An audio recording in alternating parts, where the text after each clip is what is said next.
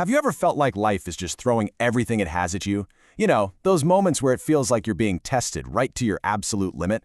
Well, there's this incredibly comforting idea that in those very moments, someone powerful is not just watching, but is actively fighting for you. And that's exactly what we're diving into today, the Sovereign's Supplication. For this explainer, we're drawing on the incredible work compiled by Happy Akande, who has gathered these powerful insights for us. Okay, let's start with this single line. This is spoken by Jesus to Peter, and it's basically the anchor for our entire conversation. It's so much more than just a few nice words. It's a shield. It's a promise of security that is just profound. So let's unpack what's really going on in this powerful verse. Now, to really get the weight of that promise, we first have to understand what it's up against. And we're not just talking about having a bad day or dealing with everyday problems. The scripture paints a picture of a very real, very targeted spiritual threat. And here it is, right in the verse before.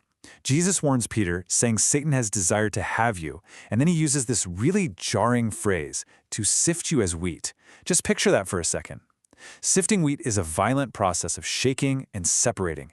The goal is to find any little piece of worthless stuff, any weakness, and use it to tear you apart. So this sets up a huge tension. On one side, you have the adversary, whose goal is nothing less than total destruction, to possess and pulverize you. But on the other side, and this is absolutely crucial, there's a limit. The adversary has to ask for permission. He can desire to sift you, but he doesn't get the final say.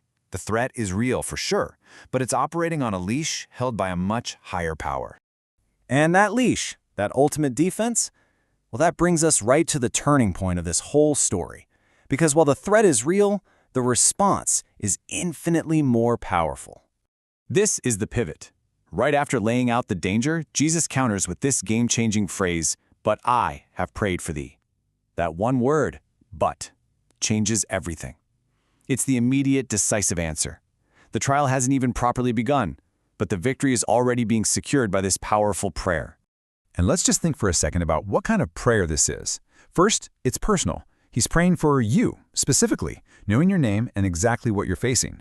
Second, it's preemptive. He sees the trouble coming from a mile away and steps in before it even hits. And maybe the most incredible part, it's perpetual. It's nonstop. Scripture says he is making intercession for us right now. This isn't a one-and-done thing. It's a constant, ongoing defense. So, this leads to a pretty logical question, right? If this incredible prayer is always active, why are trials? Why is this sifting even allowed to happen?